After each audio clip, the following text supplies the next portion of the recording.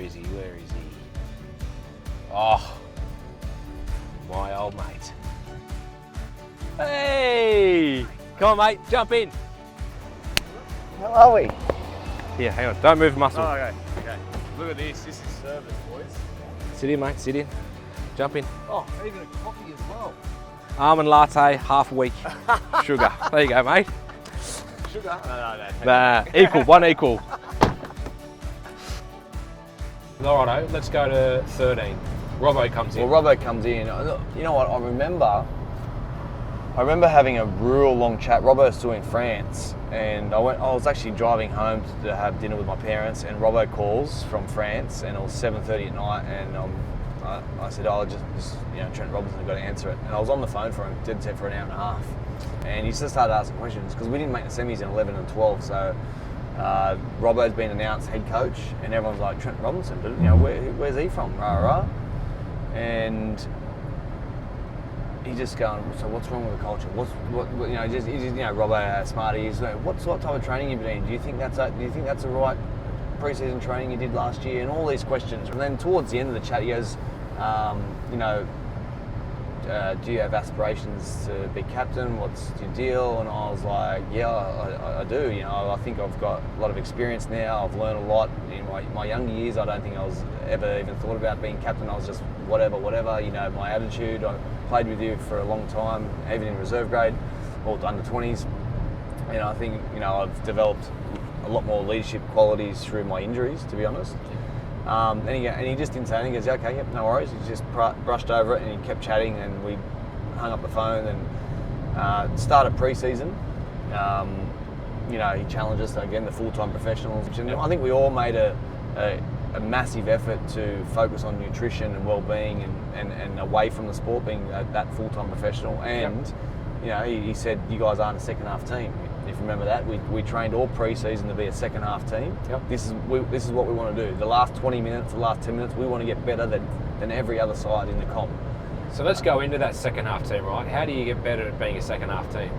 So I remember all pre-season, it was like, if it come to the second half of our training session, that's when the talk lifted. Yeah. This is our game, boys. We're better than everyone. This is where we get stronger. Yeah. We go hard. And we even had half time in training. Yeah. And then we in scrimmages, in training, in fitness, and whatever we were doing, we tried to talk it up, get better, go harder in that second period of the training session. We also got some recruits in too. We did. We had Sonny Bill that came in. Yeah. We had Michael Jennings, and we had Jimmy Maloney. Yeah.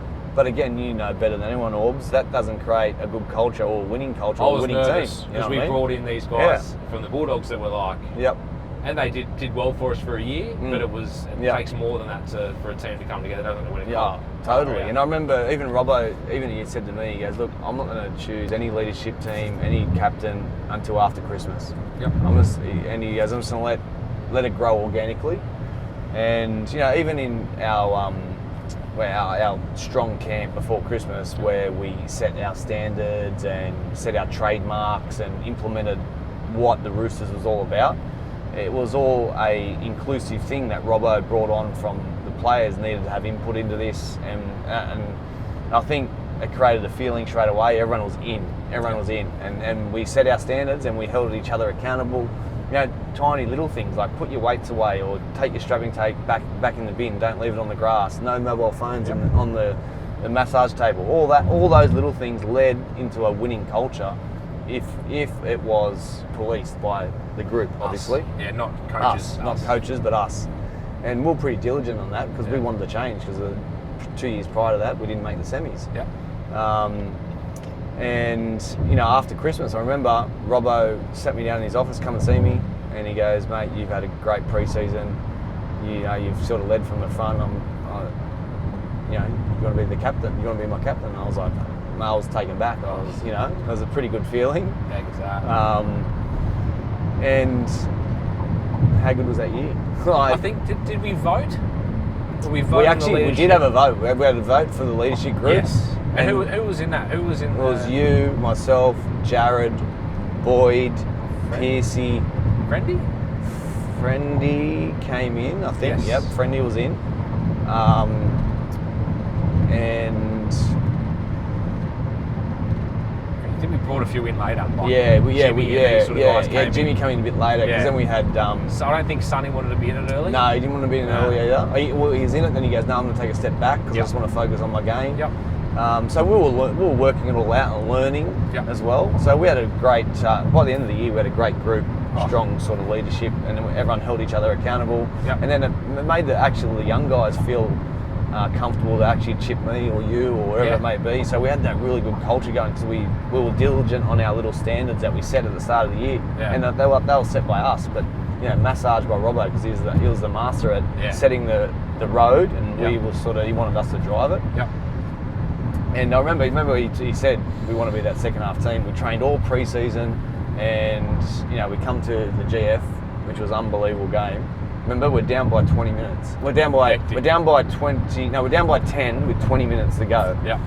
And it got a bit frantic at the back, and Jimmy can talk his head off behind the scenes, and I just remember saying, let's just settle down, boys, settle down. Remember, let's go back to pre-season. Yeah. What has Robbo said? What have we trained for all year? I remember it. Yeah. It was like, we're a second half team. Just do your job, no one else's. Just relax and let it happen. Yeah. And Piercy put ADOS It's through. funny how, I remember that conversation and that chat behind the post, and that just, even for myself, just calmed the whole group. You know, sometimes in a grand final you feel like you have to do something special to, something it's different. not the case, is it? If you go back to even more basic than what you've done, 100%. then you'll be better off. And I feel like that's what we did. Yeah, we went back to basic, but you know what happens in some certain players or people that get frantic, they try and do someone else's job, not their own, and they make a mistake. Yeah. And it was just like, it was a clear message, let's just do your own job, no one else's. Yeah. ADOS scores, Sean Kenny Dowd scores, and then the Superman try by Jennings, and bang, we win by 8 points. It was unbelievable. Mate, what about that? Like, if you see the video of that kick chase with Jenko, Jimmy kicks it, and I, in the background, am almost running back to the 30-metre line. Yeah, because he's on dead. Yeah. And I was like, that's right. He's kicked the It's crap way out of too this. deep. And then I'm just looking at it, and I went, Jenko, he's chasing, and he got there, and I went, I think he's got this. Mate, then they replayed it, and we're all like looking at the replay, and went, he's got it. He's got it, mate. I was sitting there going, in that last 3 minutes. My gosh, I don't know if anyone else in the league would have got there on that play. No, maybe mate. You, actually. Maybe you might have got there. He was a freak, Jenko. Mate, I've never been so happy. That was a big year, wasn't it? Yeah. We finished minor premiers, then went on to big premiers. But I'll tell you what I did. But going back though, I learned a big lesson that week, right, from 2010. I remember Robbo going, this is going to be no different to any other week we've done all year. Correct. And it was, we trained the same days, the same time.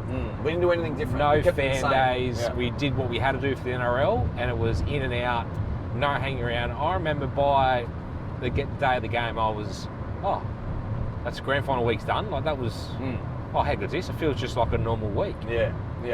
And for me, that was huge, right? Like to stay in that routine of, this is just a normal game. And although it didn't go well at the start, by the second half, when you spoke about and you had a chat to us, we went back to what we do. Like, I think so hectic. You can treat the week where you can play the game in your head way too early, and you get out and you're exhausted already. I think it's so important. Yeah. What about we win, right? Like, I've never been happier. Like in that one moment. Probably my favourite year. I haven't. My wife was pregnant at the time. I was going to say I hadn't had kids yet. So at that time I was like, how good is this? Cannot believe it was we've done 100% my best year ever. When did it sink in? When did it? It was. Because it's all pretty frantic, right? It's sort of you hold the trophy up, you have that moment which you'll never forget, which is plastered all over the Roosters office. I still smile every time I see it. You should have it framed in your bedroom. One of my favourite photos, without doubt. Just walking over to Terry and hugging her, actually. Yeah. Because, she probably seen most of the years where I was struggling with injury and nerve pain and all that type of stuff, and to come through that to win a premiership again was pretty special. Yeah. And then the lap of honour, because I was 33 now, so you really take it in. The first time I won was 22, and it's just like you're just thinking, when can we get a beer and party, all that type of stuff. Where now I'm just taking my time, doing the lap of honour, and you're seeing fans and they're crying, and you're soaking it in. in the sheds after the game was probably one of the better best. feelings in your life, you know. And then what was unreal was when everyone was already dispersing back to the club, we all went out as a team onto the field, not a soul in the stadium. We sat in a circle. We stood in a circle. We had the coaching staff there, Robbo, and everyone just said a speech. People were tearing up. Yeah. No, that was a moment. You know, that you never forget. I'm starting to well up now thinking about it. It's because everyone's gone. It's just you guys, and probably for the last time ever. Because guys move on, staff move on. Yeah, that's right. It's your last the team's ever, never the same. Last ever moment together, and that was.